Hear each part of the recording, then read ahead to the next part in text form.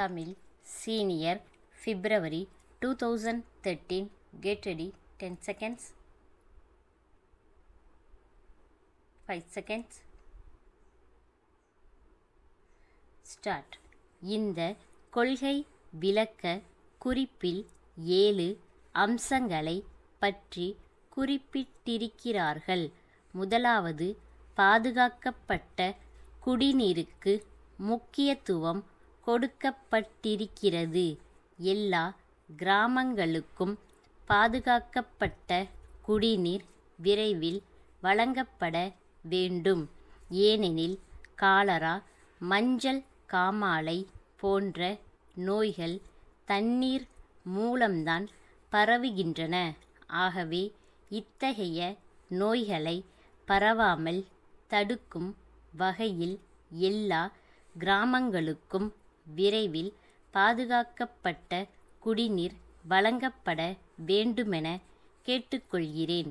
அடுத்து, பெரிய நகரங்களில் கூட பாதுகாக்கப்பட்ட குடிநீர் மக்களுக்கு சரியான முறையில் வழங்கப்படாத காரணத்தால் பல சீர்கேடுகள் ஏற்பட்டிருக்கின்றன. மதுரை போன்ற பெரிய நகரத்திலேயே பல இடங்களில் பாதுகாக்கப்பட்ட குடிநீர் வழங்கும் குழாய்கள் சாலை மட்டத்திற்கு கீழே இருக்கின்றன. அதனால் மழை காலங்களில் அத்தகைய பள்ளங்களில் கழிவுநீர் தேங்கி குழாய்களின் வழியாக பாதுகாக்கப்பட்ட தண்ணீரும் கெடுவதற்கு ஏதுவாகிறது என்பதை சுட்டிக்காட்ட விரும்புகிறேன். அங்கேயுள்ள குழாய்களுக்கு அடைப்பான்கள் இல்லை என்பது குறிப்பிடத்தக்கது. அடைப்பான்களை போட்டாலும் யாராவது அவைகளை திருடி கொண்டு போய் விடுகிறார்கள்.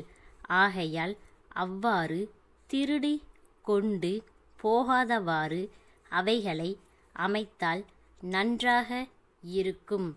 அடைப்பான்கள் இல்லாத குழாய்கள் வழியாக நோய்களை பரப்பும் கிருமிகளும் அசுத்த பொருள்களும் குடிநீரில் கலந்து விடாமல் தடுப்பதற்கு ஏற்ற முறைகளை இனியாவது கையாள வேண்டுமென்று கேட்டு கொள்கிறேன். அடுத்து, நமது நாட்டில் கொசுக்கள் பெருமளவில் இருக்கின்றன என்பது எல்லோருக்கும் தெரியும். கொசுவை ஒழிப்பதற்கு பெரிய அளவில் மேற்கொள்ளப்பட்ட முயற்சிகள் எல்லாம் இதுவரை பலன் அளித்ததாக தெரியவில்லை.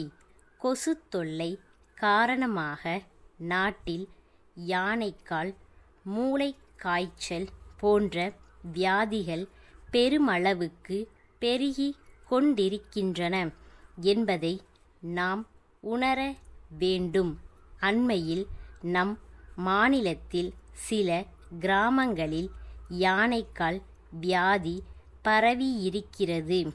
அது பரவுவதற்கு ஏதுவான வகையில் சுற்றியுள்ள கிராமங்களில் உள்ள சாக்கடைகளிலும் பள்ளங்களிலும் கழிவுநீர் தேங்கியுள்ளது. அதோடு அங்கேயுள்ள சிறு குட்டைகளில் கழிவுநீர் தேங்கியிருக்கிறது.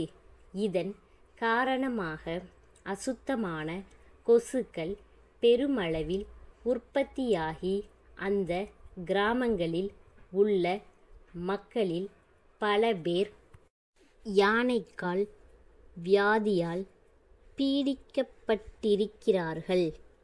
எனவே அங்கெல்லாம் தண்ணீர் தேங்காத நிலையை உருவாக்குவதோடு பாதிக்கப்பட்டவர்களுக்கு உரிய மருந்து உடனடியாக வழங்கப்பட வேண்டும்.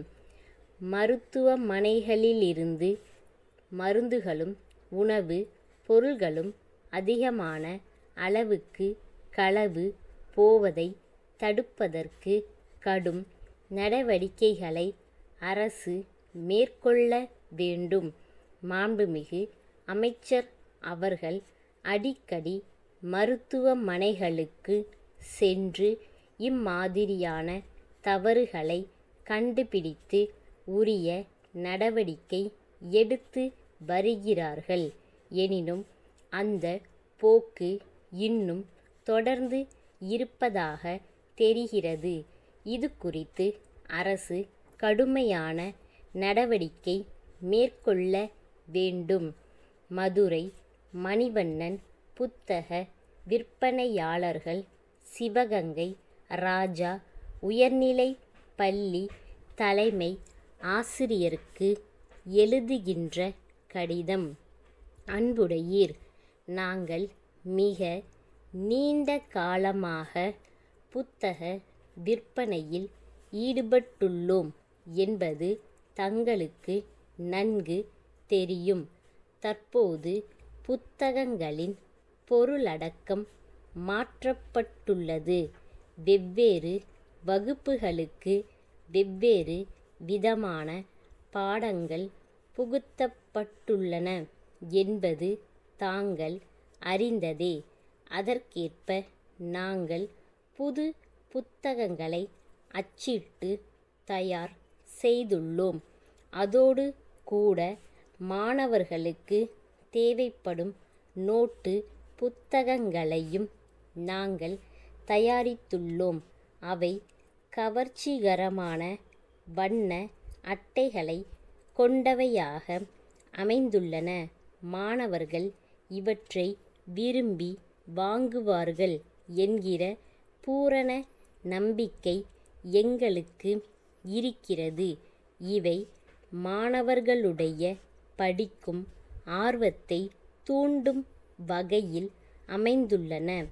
இவற்றை அவர்கள் வாங்கி பயன்படுத்தி முன்னேற்றம் காண்பார்கள் என்பதில் ஐயமில்லை. மாணவர்களுக்கு தேவைப்படும் இதர எழுது பொருள்களும் எங்களிடம் உள்ளன. விலை பட்டியலின் நகல் ஒன்று இத்துடன் இணைக்கப்பட்டுள்ளது. தங்களுடைய தேவைக்கான கோரிக்கை மனுவினை விரைவில் எதிர்பார்க்கிறோம். தங்கள் நம்பிக்கையுள்ள ஸ்டாப்.